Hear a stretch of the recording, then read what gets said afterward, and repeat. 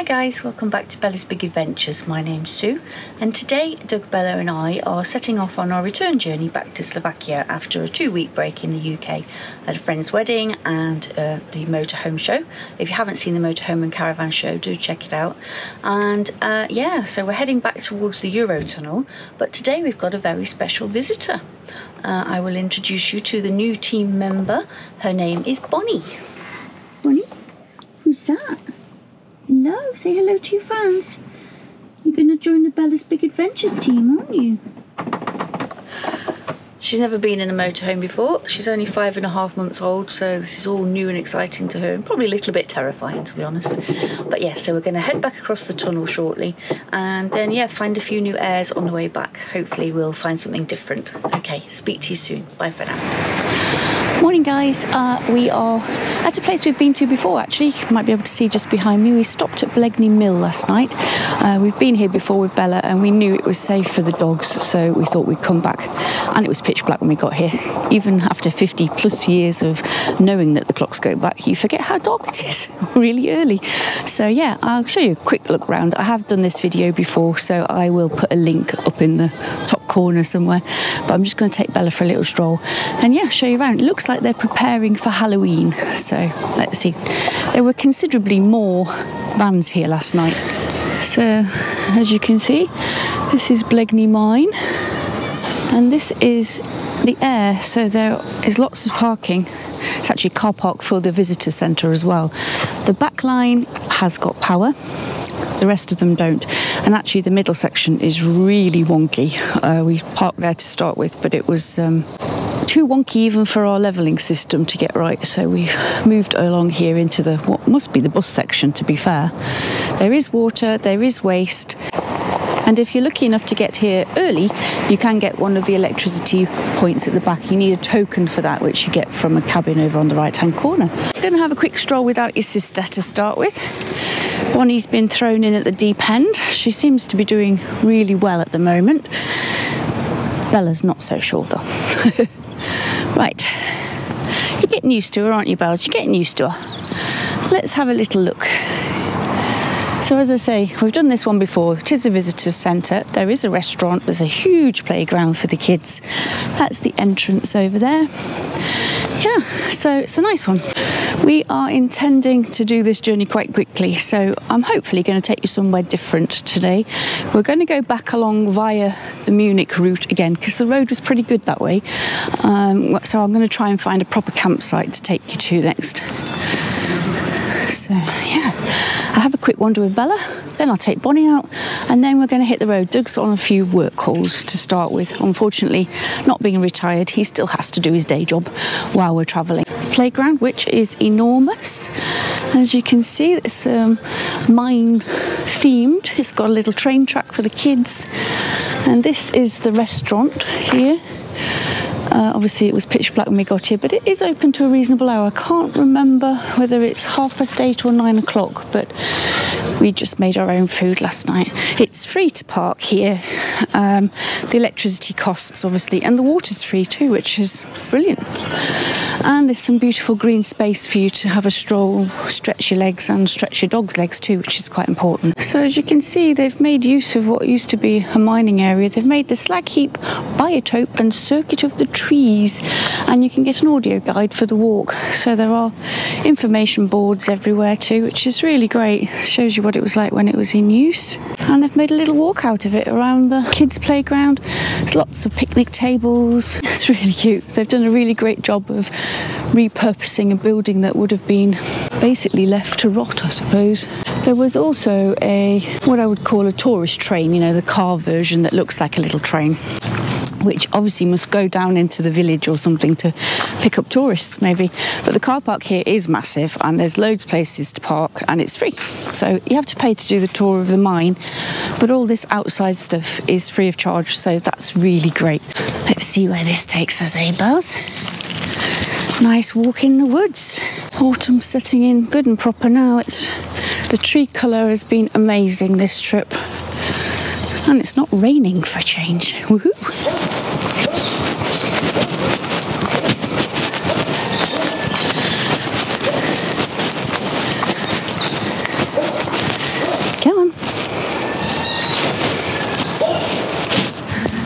gives you an idea of just how high the slag heap really is.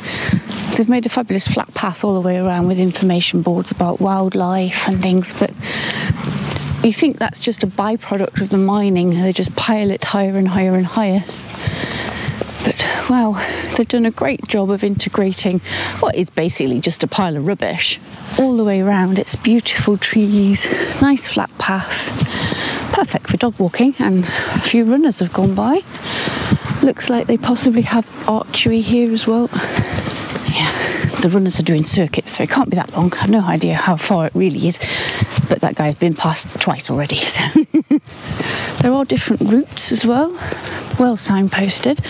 I'm just doing what they call the circle of the trees. Even though it's the 31st of October today, it is still quite mild here in Belgium. No coat required. Watch it start raining now, you know what we're like. We tend to bring the rain wherever we go.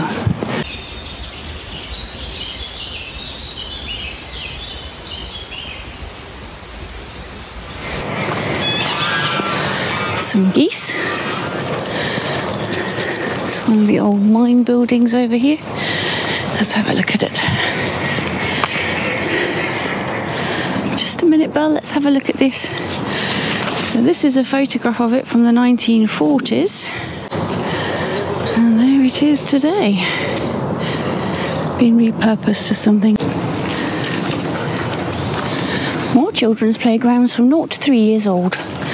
And here's some of the trucks that they used to lift the product out of the ground once they've dug it up. Let's go and have a look at the ducks. Doesn't seem to be any ducks in that one today, but this one has loads of ducks in it, Buzz, look. It's very peaceful. Oh, they've got some goats too. Wow, little petting zoo. And there's the mine when they were starting to reconstruct in 1980. It's a big site. They've made great use of it. Come on then, Belle. We didn't see these goats last time, did we? There were quite a few vans here still. Right, and there's bins. Water and waste down here, I think. Oh, seems to be a plug socket here. For coaches, but... oh, maybe we could have plugged in there. I didn't realise there is a power socket there. I thought it was only over on the far side. So, as I say, you've got toilet waste here. Toilet waste in there. We've got recycling. This is where you get your tokens from for the electricity. And here you've got a couple of drive-over wastewater areas. Right, let's go and see if Dad's finished his working. And then we can take Bonnie out and then hit the road, eh?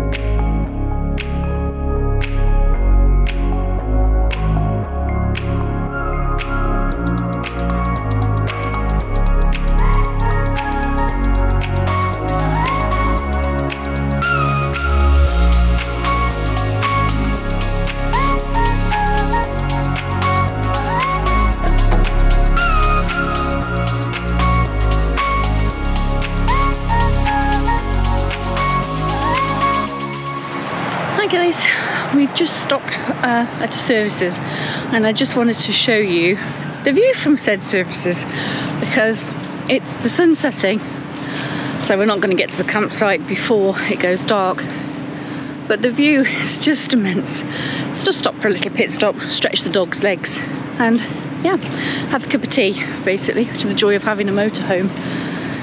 But look at this view. Hope you can see that, it's not too dark, but I didn't realise that vines went quite as beautiful coloured as that.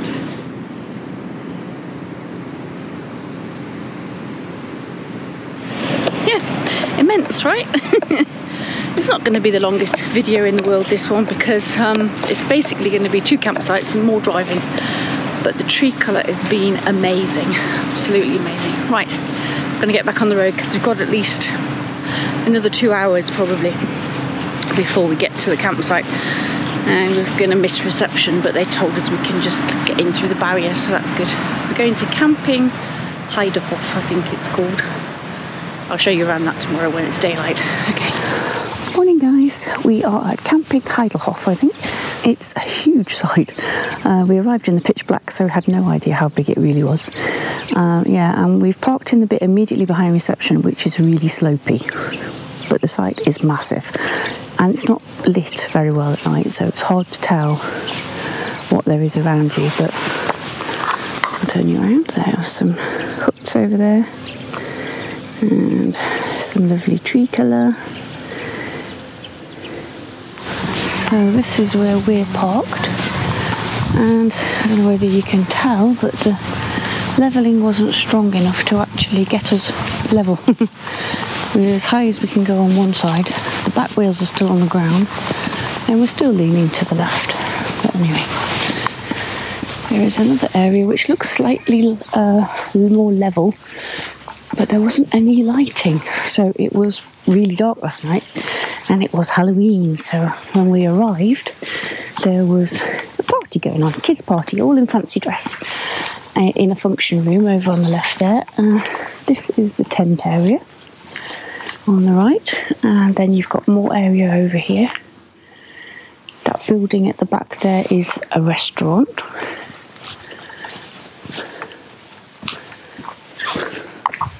Where we parked, as you can see, completely wonky. So yeah, I would avoid this area if I was you and go over to the right. And then down here we've got a fabulous kiddies playground, quite a big one.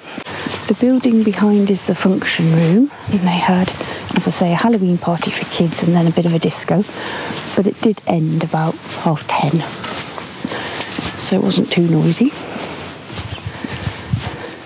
That's the restaurant over there, which apparently is very good. We didn't get a chance to use it. We were so exhausted by the time we arrived, we just grabbed something out of the fridge. So you've got recycling, you've got drive over waste, and some more bins. We've got the toilet block, one of 3 or 4, I think, because the site's so big. Let's have a quick look in here. This is the washing machines and dishwashing. So you've got washer and dryer, 3 sinks, and an Easy Bee dishwasher, which actually doesn't wash your dishes properly, it just rinses them in hot water. And then we've got the toilet block. So we've got chemical waste there, big toilet thing. And then we've got 6 toilets in there, baby changing, some sinks, and showers. We've got 4 showers, nice big shower head, plenty of space. I haven't really made use of the facilities very much, it was just a convenient place to stop. So you've got fresh water here, and then we've got table tennis and pitch and putt. I think there actually might be a swimming pool somewhere, but that's possibly in the permanent pitch area. It's nice and green, well, red at this time of year, but lots of trees, which is good. Over here we've got some more wooden shacks that you can hire, I think. And we've got a shop. The shop opens at 8 until 11 and 2 till 5. Seems to have magazines. Oh, they've got lots of lovely bread and croissants. I might send Doug down in a second. I'm decidedly short of bread and things. And that is the size of the site, which, as you can see, is huge. So this is the reception block, and this is where we're parked, which is quite slopey. This bit is a bit less slopey. But if you look at the size of the actual site, it's huge. There is a cash machine here, and the main entrance area, and that's reception there, entrance. There's some permanent pitches over there as well. I think the majority of the site's permanent. There's a car park for your car if you've got a caravan. Yeah. So all in all, a huge site. Right, well today I'm afraid is not going to be sightseeing, so this video is going to be fairly short. We are basically hitting the road. We wanted to get past Munich yesterday, but we had a few work calls that went on a bit longer than expected. And so we didn't make as much progress as we would have liked. So yeah, today it's like a hard slog just to get home basically. But Bonnie's done brilliantly considering she's a puppy and she's never been in a motorhome before. So she's done amazingly well. I'll give you a little look at her in a minute. I like to try and find different places to stay, going in and out of Europe from the UK, so that when you're travelling on your holidays, you might find somewhere interesting to stay.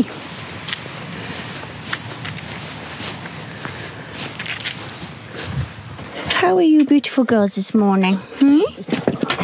They're absolutely filthy, as you can probably tell, as is the van, which is absolutely covered in leaves, because it's obviously autumn and they've traipsed them all in, haven't you? Traipsed all the leaves in, the two of you.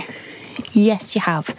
Now, Dad's gone to the shop and to pay the lady, and hopefully get us a couple of croissants or something for breakfast. The joys of having two dogs in a van.